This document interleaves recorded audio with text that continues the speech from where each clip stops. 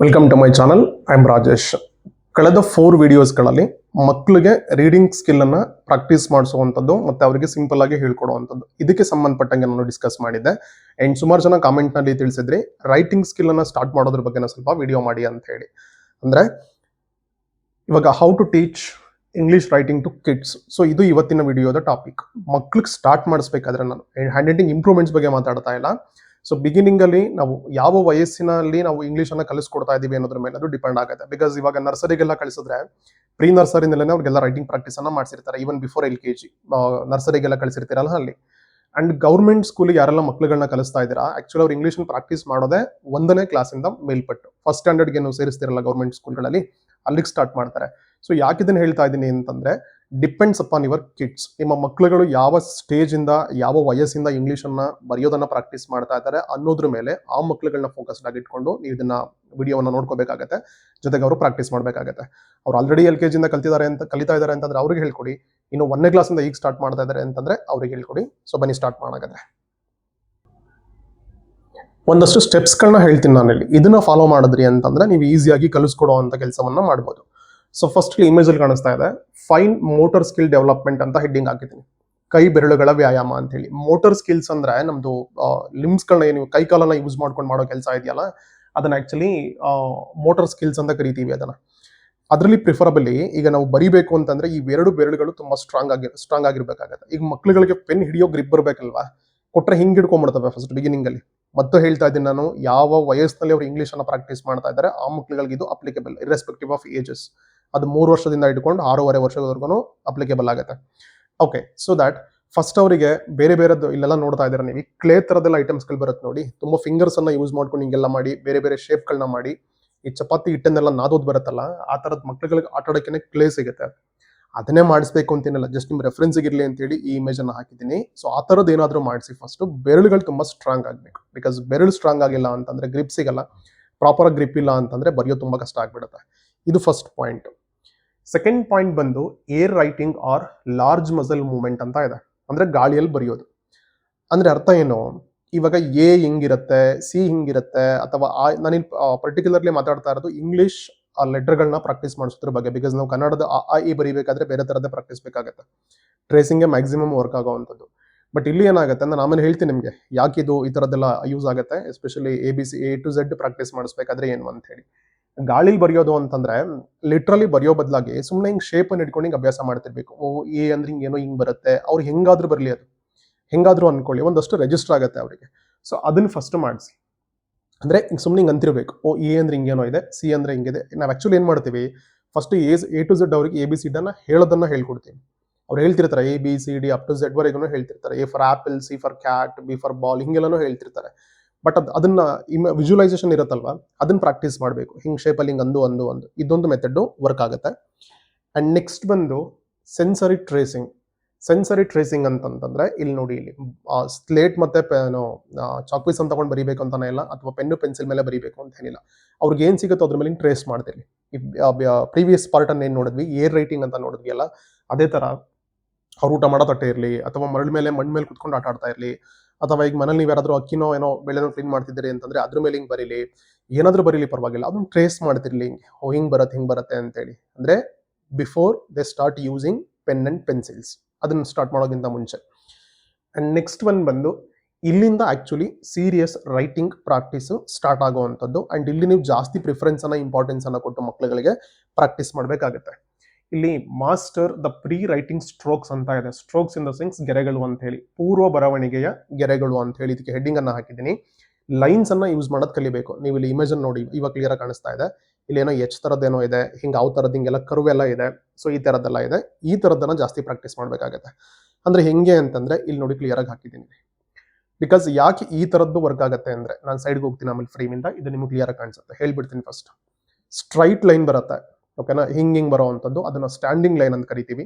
ಅಡ್ಡಡ್ಡ ಇರೋದನ್ನ sleeping line ಅಂತ ಕರಿತೀವಿ. ಇವೆಲ್ಲ ಕರ್ವ್ ಲೈನ್ಸ್ಗಳು. Left curve, right curve, up curve, down curve, ಈ ತರ ಬರುತ್ತೆ. ಇದನ್ನ ಸ್ಲಾಂಟಿಂಗ್ ಲೈನ್ಸ್ ಅಂತ ಕರಿತೀವಿ. ಓಕೆನಾ, ರೈಟ್ ಸ್ಲಾಂಟಿಂಗ್ ಮತ್ತೆ ಲೆಫ್ಟ್ ಸ್ಲಾಂಟಿಂಗ್ ಅಂತ ಹೇಳಿ. ನಿಮ್ಗೆ ಇದು ಅರ್ಥ ಆಗ್ತಿಲ್ಲ, ಅದು ಸ್ಟ್ಯಾಂಡಿಂಗ್ ಸ್ಲೀಪಿಂಗ್ ಏನು ಅಥವಾ ಕರ್ವಿಂಗ್ ಏನು ಅಂತಂದ್ರೆ, ಇಲ್ಲಿ ಹೆಂಗಿದೆಯಲ್ಲ, ಇಲ್ಲಿ ಶೇಪ್ಗಳು ನೆನ್ಪಿಟ್ಕೊಳ್ಳಿ. ಇದು ಹಿಂಗೆಲ್ಲ ಸ್ಟ್ರೈಟ್ಗಿದೆ, ಇದು ಉದ್ದುದ್ದಕ್ಕಿದೆ, ಇದು ಅಡ್ಡಡ್ಡಕ್ಕಿದೆ, ಇದು ಓರೆ ಆಗಿ ಹಿಂಗೆ ಕ್ರಾಸ್ ಆಗಿದೆ. ಸೊ ಲೆಫ್ಟ್ ಸೈಡಿಗೆ ಒಂದಿದೆ ಮತ್ತೆ ರೈಟ್ ಸೈಡಿಗೆ ಇನ್ನೊಂದಿದೆ.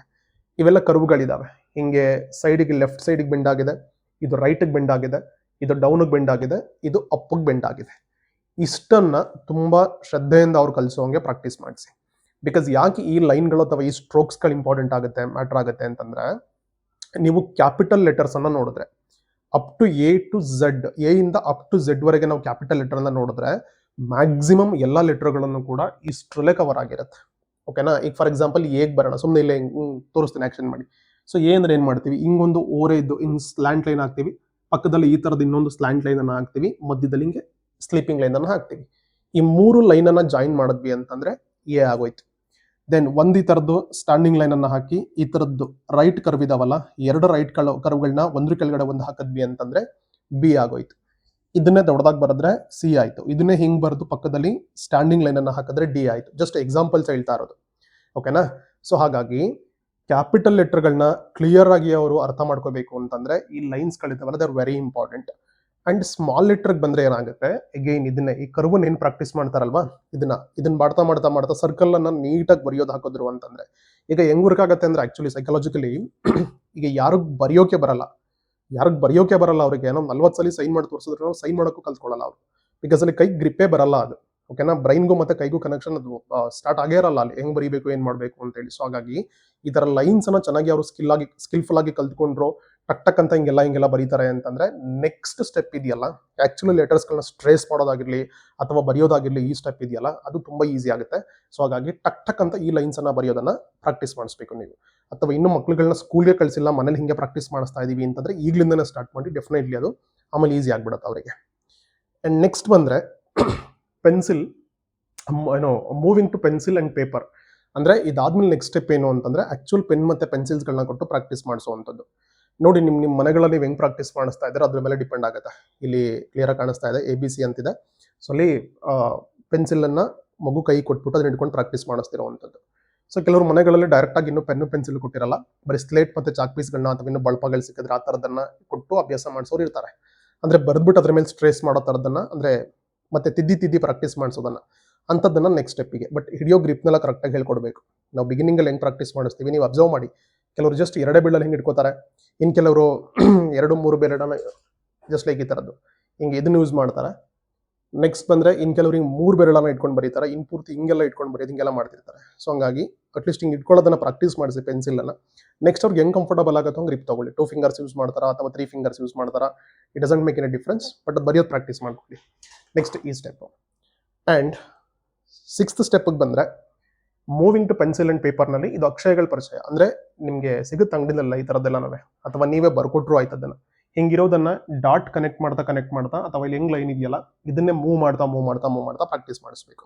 ಇದನ್ನ ಮಾಡಿಸೋವಾಗ ಏನಾಗುತ್ತೆ ಅವರಿಗೆ ಇನ್ನೂ ಚೆನ್ನಾಗಿ ಅಕ್ಯುರೇಟ್ ಆಗಿ ಫೆಮಿಲಿಯರ್ ಆಗುತ್ತೆ ಅಂಡ್ ಈಸಿ ಆಗ್ಬಿಡುತ್ತೆ.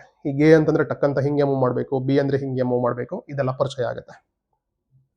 ಅಂಡ್ ನೆಕ್ಸ್ಟ್ ಅಗೇನ್ ಇದೇ ಸ್ಟೆಪ್ಸ್ ನಲ್ಲಿ ಕ್ಯಾಪಿಟಲ್ ಲೆಟರ್ ಮತ್ತೆ ಸ್ಮಾಲ್ ಲೆಟರ್ ಎರಡನ್ನು ಹೇಳ್ಕೊಡಿ. ನಾನು ಅವಾಗಲೇ ಹೇಳಿದೆ, ಸರ್ಕಲ್ ಅನ್ನು ಕರೆಕ್ಟ್ ಆಗಿ ಹಾಕೋದು ಕಲ್ತ್ಕೊಂಡ್ರಿ ಅಂತಂದ್ರೆ ಇನ್ ಕರ್ಸಿ ರೈಟಿಂಗ್ ಬರೆಯೋದೆಲ್ಲ ಅದೆಲ್ಲ ಬೇರೆ ತರದೇ ಪ್ರಾಕ್ಟೀಸ್ ಬೇಕು. ಓಕೆನಾ? ತುಂಬಾ ಚೆನ್ನಾಗಿ ಹ್ಯಾಂಡ್ ರೈಟಿಂಗ್ ಬರಬೇಕು ಅಂತ ಬಿಗಿನಿಂಗ್ ಅಲ್ಲೇ ಎಕ್ಸ್ಪೆಕ್ಟ್ ಮಾಡಬೇಡಿ. ಅವ್ರು ಸ್ವಲ್ಪ ಕೋರೆ ಆದ್ರೂ ಪರವಾಗಿಲ್ಲ, ಅವ್ರು ಫಸ್ಟ್ ಅದನ್ನ ಬರೆಯೋದು ಕಲ್ತ್ಕೊಳ್ಳಿ ಬಿಗಿನಿಂಗ್ ಅಲ್ಲಿ. ಓಕೆ, ಸೊ ಇಲ್ಲಿಗೆ ಆಯ್ತು ಅಂತಂದ್ರೆ ಏನಾಗುತ್ತೆ, A to Z ಬರೆಯೋದನ್ನ ಅವರು ಪ್ರಾಕ್ಟೀಸ್ ಮಾಡ್ಕೋತಾರೆ. ಇದಾದ್ಮೇಲೆ ಸೊ ಸಿಂಗಲ್ ಲೆಟರ್ಸ್ಗಳನ್ನ ಬರೆಯೋದನ್ನ ಪ್ರಾಕ್ಟೀಸ್ ಮಾಡ್ಕೊಂಡ್ರು ಅಂತ ಅದಾದ್ಮೇಲೆ ಅದನ್ನ ವರ್ಡ್ಸ್ ಅನ್ನು ಫಾರ್ಮ್ ಮಾಡುವಂಥದ್ದು ಅಥವಾ ಲೆಟರ್ ಟು ಲೆಟರ್ ಜಾಯಿನ್ ಮಾಡಿ ವರ್ಡ್ಸ್ ಅನ್ನ ಫಾರ್ಮ್ ಮಾಡುವಂಥದ್ದು ಅದು ಆಮೇಲೆ ಬರುತ್ತೆ. ಅಂಡ್ 4 ರೂಲ್ಡ್ ರೈಟಿಂಗ್ ಅನ್ನ ಪ್ರಾಕ್ಟೀಸ್ ಮಾಡಿಸುವಾಗ ಕೂಡ ಅಷ್ಟೇ ನಾನೇ. ಸೊ ಅದಕ್ಕೆ ಸಂಬಂಧಪಟ್ಟಂಗೆ ಬೇಕಂದ್ರೆ ನಿಮಗೆ ಕಾಮೆಂಟ್ ಅಲ್ಲಿ ತಿಳಿಸಿ. ನೆಸೆಸಿಟಿ ಇದೆ ಅಂತಂದ್ರೆ ಸಪ್ರೇಟ್ ವಿಡಿಯೋವನ್ನ ಮಾಡ್ತೀನಿ. ಅಂಡ್ ಮೋರ್ ಓವರ್ ಸ್ಕೂಲಲ್ಲೆಲ್ಲ ಹೇಳೇ ಕೊಟ್ಟಿರ್ತಾರೆ ಅದನ್ನ, ಎಸ್ಪೆಷಲಿ 4 ರೂಲ್ಡ್ ನೋಟ್ಬುಕ್ ಬರುತ್ತಲ್ಲ ಅದ್ರ ಒಳಗಡೆ ಕ್ಯಾಪಿಟಲ್ ಲೆಟರ್ಗಳನ್ನ ಯಾವ ತರ ಬರೀಬೇಕು, ಯಾವ ಲೈನ್ ಯಾವ್ದು ಟಚ್ ಆಗಬೇಕು, ಅಂಡ್ ಯಾವ ಲೆಟರು ಈ ಸ್ಮಾಲ್ ಲೆಟರ್ ಬಂದಾಗ ಅದನ್ನ ಮೇಲ್ಗಡೆಗೆ ಟಚ್ ಮಾಡೋ ಲೈನ್ಸ್ ಟಚ್ ಮಾಡುವಂತ ಲೆಟರ್ಗಳು ಯಾವ್ದು ಇರ್ತವೆ ಅಂಡ್ ಬಾಟಮ್ ಆಗಿ ಯಾವ್ದು ಬರಬೇಕು, ಇದೆಲ್ಲ ಕ್ಲಿಯರ್ ಆಗಿ ಹೇಳ್ಕೊಟ್ಟಿರ್ತಾರೆ. ಅದನ್ನ ಆಮೇಲೆ ಪ್ರಾಕ್ಟೀಸ್ ಮಾಡಿಸ್ತಾರೆ. ಸೊ ನಾನು ವಿಡಿಯೋದಲ್ಲಿ ಡಿಸ್ಕಸ್ ಮಾಡ್ತಿರೋವಂಥದ್ದು ಫಸ್ಟ್ ಬಿಗಿನಿಂಗ್ ಸ್ಟೇಜ್ ಅಲ್ಲಿ ಮಾಡಿಸಬೇಕಾಗಿರುವಂತ ಪ್ರಾಕ್ಟೀಸಸ್ಗಳು ಯಾವುದು ಅಂತ ಹೇಳಿ. ಓಕೆ, ಸೊ ನಿಮಗೆ ವಿಡಿಯೋ ಇಷ್ಟ ಆಗಿತ್ತು, ಯೂಸ್ಫುಲ್ ಅಂತ ಅನ್ಸಿದೆ ಅಂತಂದ್ರೆ ದಯವಿಟ್ಟು ಮ್ಯಾಕ್ಸಿಮಮ್ ನಂಬರ್ಗೆ ಅಟ್ಲೀಸ್ಟ್ ಒಬ್ರಿಗಾದ್ರೂ ಈ ವಿಡಿಯೋನ ಶೇರ್ ಮಾಡಿ. ನಿಮ್ಗೆ ಇಷ್ಟ ಆದರೆ, ಇಷ್ಟ ಆಗಿಲ್ಲ ಅಂದ್ರೆ ಬೇಡ. ಸೊ ಚಾನಲ್ಗೆ ಸಬ್ಸ್ಕ್ರೈಬ್ ಆಗಿಲ್ಲ ಅಂತಂದ್ರೆ ಸಬ್ಸ್ಕ್ರೈಬ್ ಆಗಿ, ವಿಡಿಯೋನ ಲೈಕ್ ಮಾಡಿ. Happy learning, thank you.